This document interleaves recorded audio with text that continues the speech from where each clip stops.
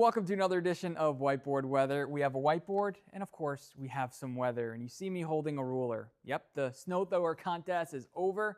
If you're unfamiliar with the snow thrower contest, once we get an inch of snow in our backyard, the contest is over. You had to predict the date and time we see our first inch, and that was Veterans Day, the 11th, at about noontime. And fittingly, I put a giant ruler on the right side of the board, and I'm going to be tallying up all the snowfall we get this cold season. On average, the Scranton area gets 40 inches. So if we bust through that, we'll see what we'll do with that. But I'm sure a lot of you at home don't want us to get more than about 32 inches. So we'll see. So officially putting the marking in at 1.5 inches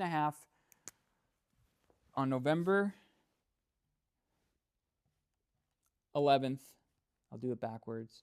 So yeah, that's the first tally there, and we'll see where it goes from there. But I want to talk about Veterans Day because, of course, we're thankful for all those that serve and continue to serve. But we had a pretty unique Veterans Day. It snowed for the first time measurably in Scranton since 1991, and it was the most snow in the Scranton area since 1987 on Veterans Day. The record for the snowfall on Veterans Day was actually the year before, in 1986. So yeah, 1986 to 1987 was fairly a busy weather setup, I guess you could say, on Veterans Day. 2.1 inches in 87, and then 2.9 inches being the record on Veterans Day back in 1986. So the high for yesterday, of course, it was very chilly. The high was 35 degrees, and the low was 27 degrees, which is unique because the average low is 36. So our average high was below our average low temperature. So yeah,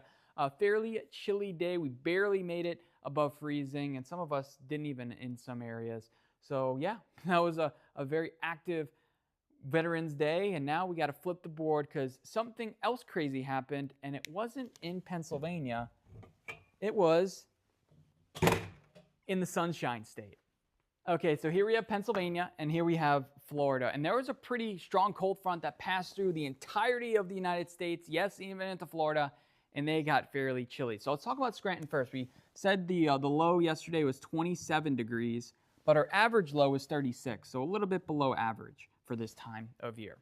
What was Florida like? Now, they got some record temperatures. And again, this is all relative. It's records for them. Some areas like Tallahassee just missed a record by a degree or two, but a lot of records were set in Florida, including Gainesville, where I went to school, and north central Florida. Their low temperature was 31 degrees, one of their earliest first freezes on record.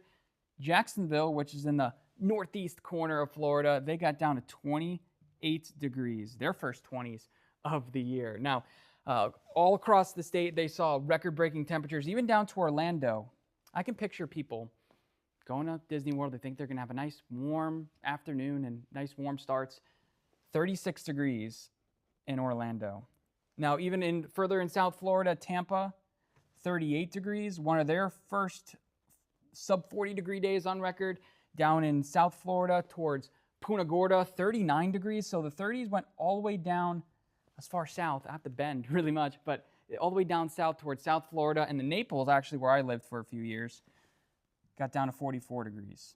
Again, it's all relative, all relative. And then actually, Miami just missed out on a record by a degree or two. So yeah, pretty chilly temperatures. And you take a look at our average low. So their lows in some spots were even below our average low for this time of year. Again, all relative. Our actual record low temperature for the date was 16 degrees. So just to put it into a little bit of a perspective. Now I want to talk about what's changed, okay? We're seeing highs over the next couple of days. We're going to be in the 40s because of clouds and that cold air mass. We're going to be in the 40s, right? But down in Florida, they're going to be in the 70s. And in fact, in a couple of days, Miami, they're going to be back in the 80s. So sunshine has returned back to the Sunshine State, and they're already warming up a pretty decent degree. Now, what I want to talk about is what'll be changing for us, because it will warm up by a little bit. Right now, the high pressure is centered pretty much due west of Florida over Mississippi and Alabama, but that gradually is going to push towards our area. So that means we will get a warm up into the weekend, not expecting it to be warm, but there are going to be people in short sleeves out there, I do think. We're going to see temperatures on Friday touching the upper 40s, so we'll still call it 40s, but by Saturday, temperatures will be in the 50s. And then Sunday, depending on when the rain pushes in, we're probably still going to be in the 50s as well. So look at that, warming up, especially by the last couple of days standards. Again, it's going to feel pretty warm. So yeah, that's this edition of Whiteboard Weather on this Wednesday. Thank you so much for tuning in. If you have any topics that you want me to discuss, anything that interests you weather-wise, let me know, and you may be featured on Whiteboard Weather. But my name is Anthony Bordenaro here in the Storm Tracker 16 Weather Center. Thank you so much for watching.